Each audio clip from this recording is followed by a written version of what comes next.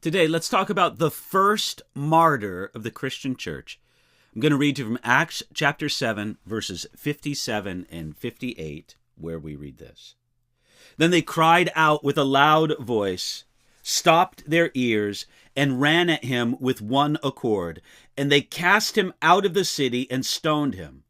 And the witnesses laid down their clothes at the feet of a young man named Saul. For the ruling council, it was just too much.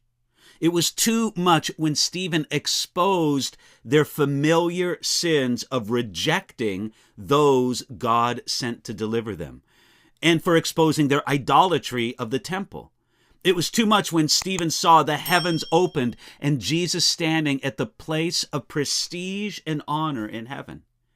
Because it was all too much, the councilmen screamed. That is, it says, they cried out with a loud voice. The Sanhedrin reacted quickly and violently. Jesus, standing before this same council, declared that he would sit at the right hand of God, and they had a similar reaction, at least as recorded in Matthew chapter 26. They did not only cry out with a loud voice, they also stopped their ears and ran at him with one accord. The reaction of the Sanhedrin seems extreme, but it's actually somewhat typical of those who reject God and who are lost in what we might call spiritual insanity. They wailed in agony and covered their ears at the revelation of God, which they regarded as blasphemy. It's a dangerous thing to be religious apart from a real relationship with Jesus Christ. This fulfills what Jesus warned about in John chapter 16.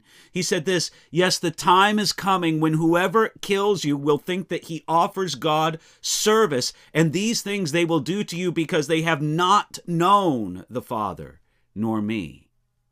So, the book of Acts tells us, they cast him out of the city and stoned him.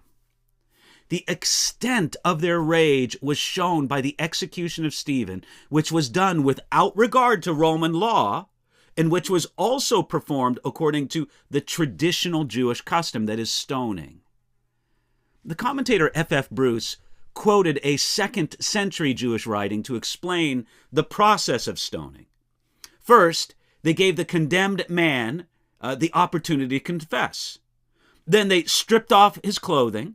Next, one of the witnesses to the crime pushed him from a height. If that didn't kill him, then the second witness dropped a heavy stone on the condemned man's chest. And if that didn't kill him, they threw rocks at the condemned man until he was dead.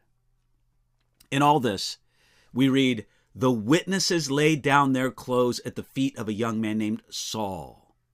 A man named Saul was the supervisor of the operation.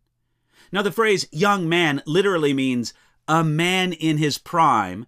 He was almost certainly a member of the Sanhedrin, and he heartily approved of Stephen's execution. Stephen was the first Christian martyr. His death was a shock to the early church, yet God did not abandon Stephen. Jesus received him in glory and used his death to bring many into the kingdom. The saying of the early church proved true on this occasion, that the blood of the martyrs is the seed of the church's harvest. Friends, in Jesus, our sorrows and sufferings need never to be wasted. They can always be used to bring glory to God in his larger purpose.